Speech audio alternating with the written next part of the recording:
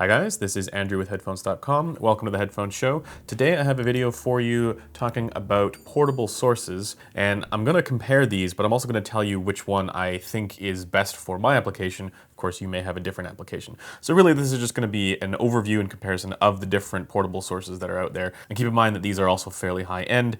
You know, there's a lot of more entry-level stuff out there that works just fine as well. But in this video I'm going to take a look at some of the higher end ones. So for anyone wondering what these are, these two here, this is the Kern SR15, and then this is the iBasso Dx220. Yes, I'm aware there is a newer version of the SR15 out now, I think, but from a form factor perspective, I think they're doing a similar thing. These are both digital audio players, or DAP for short, and that means that they have their own interface. You can actually put music on here, you can stream music with them. You don't need to hook these up to another source like a phone to get your files. You can actually have them on these devices. Think of it kind of like a glorified MP3 player, or like a MP3 player that's crazy high end. Of course, you can also use these with both of these with Tidal, and you can do Tidal offline streaming here as well. With the Kern SR15, you have to get the offline APK for Tidal that allow you to do that, but you can just load that in. It's not actually that difficult to do. And so with both of these units, they effectively replace playing music from your phone. So if you are taking your music somewhere, say you're going on a trip somewhere and you don't have the luxury of having your full desktop set up with you, but you still want to listen to high-end headphones with high-end sources, these two will let you do that without connecting a phone or a computer or a tablet or anything else to it. These two, on the other hand, in my right hand here, this is the Cord Mojo, and then in my left hand here, this is the IFI iDSD Micro Black Label. This is actually my own personal unit here. The other ones are provided by Headphones.com. But with both of these, you don't get your digital files on here. You have to connect them to a phone or a computer or laptop, whatever. So they're still useful for being portable. They both have batteries in them. They last actually for a reasonably long time, but you do need to hook them up with some other piece of equipment as well. So these don't replace your phone. They don't replace a laptop or a tablet.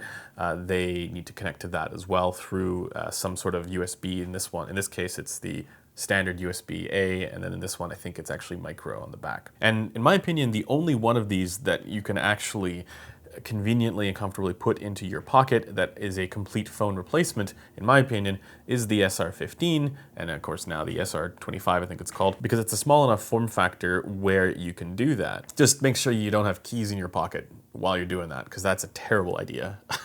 Now, I know that you can do that with the other ones. You can strap the Mojo to your phone and that works just fine, but it's still a little bit of a challenge to fit it into a pants pocket. You could probably fit it into a jacket pocket, and that would work out okay. I actually have done that with all of them, weirdly enough, but I just find that the SR15 is the one that's the most convenient for that because it is small enough.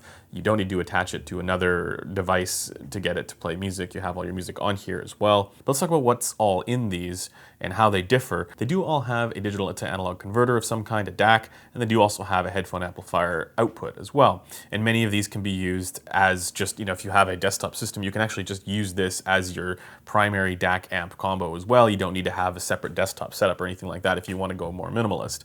But they each have different features and benefits that the others don't necessarily have. For the Kern SR15, they're using the Cirrus Logic DACs. For the iBasso Dx220, they're using the ESS-based DAC in here. For the Cord Mojo, they're using a custom FPGA DAC.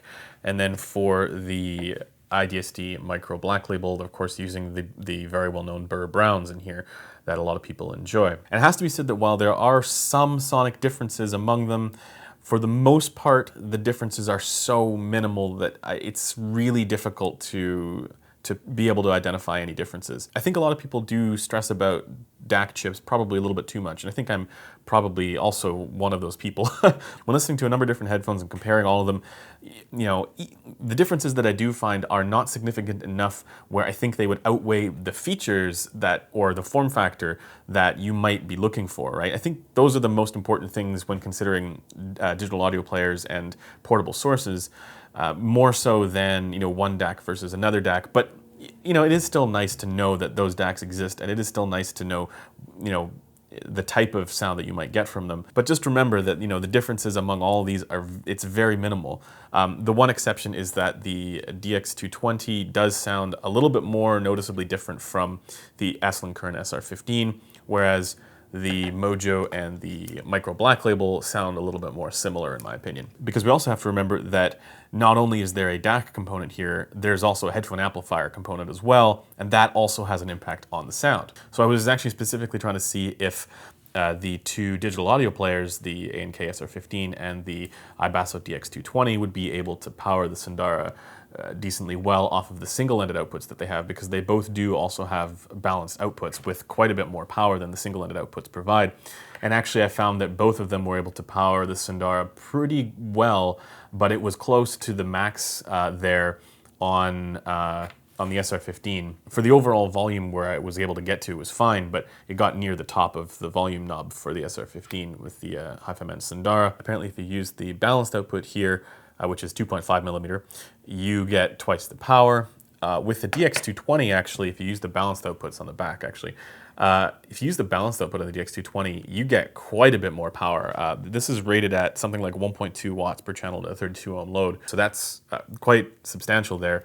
Easily enough to drive the Hi-Fi Man Sundara. And of course, with the amplifiers in here, they also do have different output impedances. And so in particular, the SR15 has an output impedance of over 1.1. It's 1.1, I think, for the single-ended, and I think it's a little higher than that for the balanced output. The reason why that matters is for certain balanced armature IEMs that are highly sensitive to output impedance from the various sources that you might be running them off of, it'll dramatically change the frequency response. So for example, if you have something like a Campfire Andromeda and you run it from a high output impedance source, you're generally going to get a lot less bass there. And if you run it from a low output impedance source, you're going to get a little bit more bass there. And actually there's a lot of people who prefer it specifically with the SR15 because it's kind of like a nice middle ground there with the 1.1 output impedance. It doesn't change it all that dramatically, but it also curbs it just a little bit. You know, there's some people who say that the Andromeda has almost too much bass there and they want it to be a little bit more linear.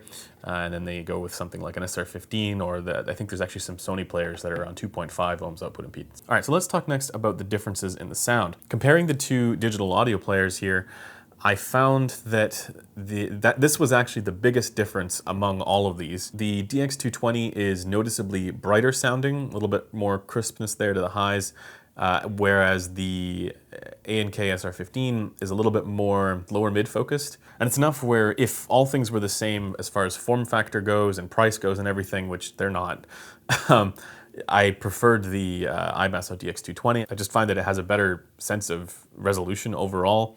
But really that they're both excellent in that sense. And so it's not like this is lacking in capability, it's just that it's not as crisp in the highs, it's a little bit more, again, lower mid focused, I find at least.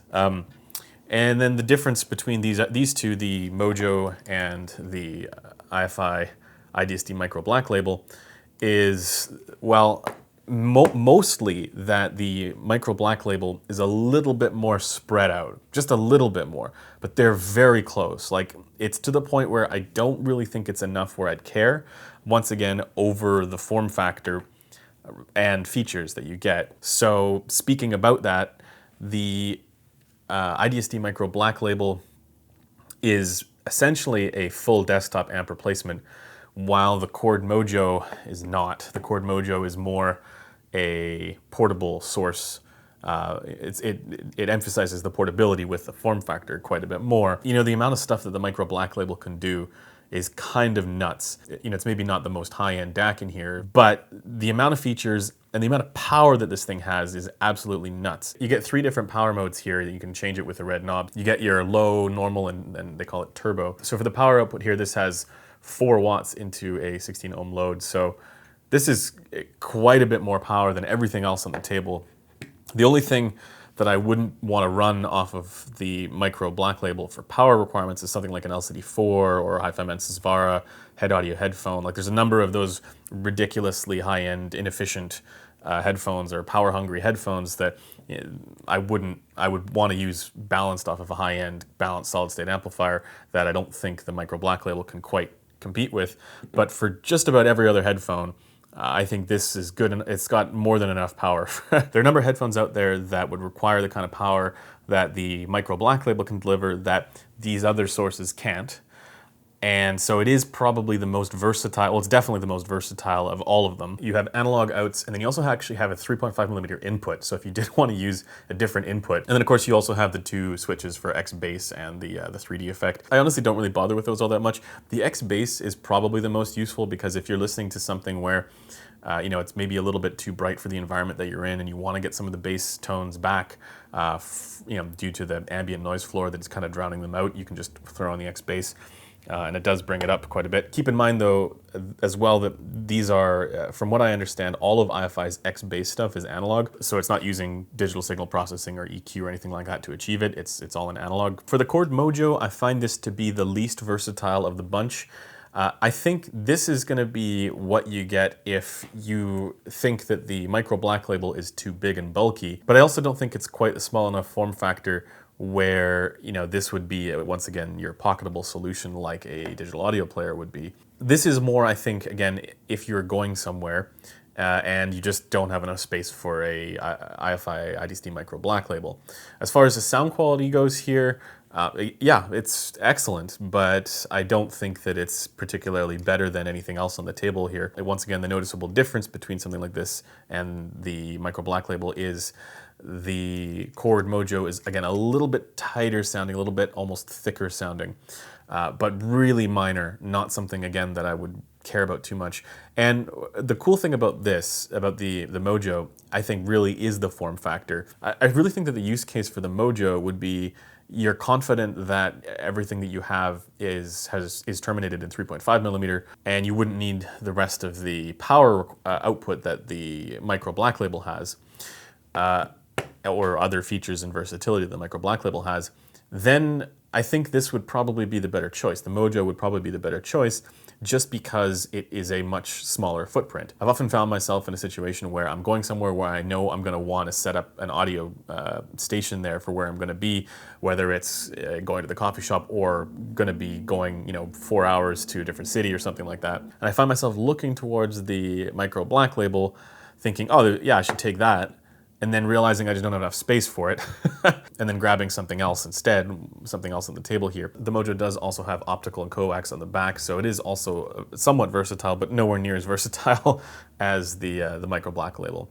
This even has like a USB port on the side if you want to charge something else. It's kind of crazy. Really, if you're choosing between the Chord Mojo and the micro black label, don't base your choice off of sound quality, base it off of form factor and features. You know, versatility, do you need the outputs, are you going to use this with other amps, etc. I think it is also worth mentioning that comparing your phone to the performance of a DAP, there are some serious trade-offs when you go to a DAP. It's way slower for any DAP than using your phone, because remember that these are meant specifically for you know, music output. They're not meant for, you know, navigating web pages and stuff like that.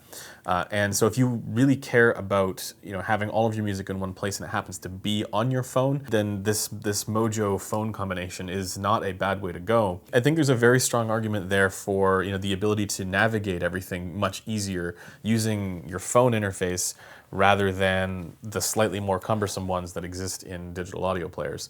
Anyways, I may cover one or several of these in the future with a more in-depth kind of look at it. This was just sort of a basic comparison. I know these days we're not all doing all that much portable stuff anyways, we're not going all that far. And eventually I can see us kind of going in a direction where the headphones that we're using don't really require much power than what most of these are able to provide. Even like the crazy high-end headphones are coming down in power requirements. And while I'm not quite ready to give up all the desktop amps and DACs and all that stuff, I think maybe one day this is going to be all that we need. But in any case, let me know in the comments if you guys want me to cover any specific portable sources or what you guys use for portable sources. I'll see if I can try and, you know, do a more in-depth review on any of them. But that does it for this video for now. If you guys like what I'm doing, consider subscribing, and I'll see you guys in the next one. Bye for now.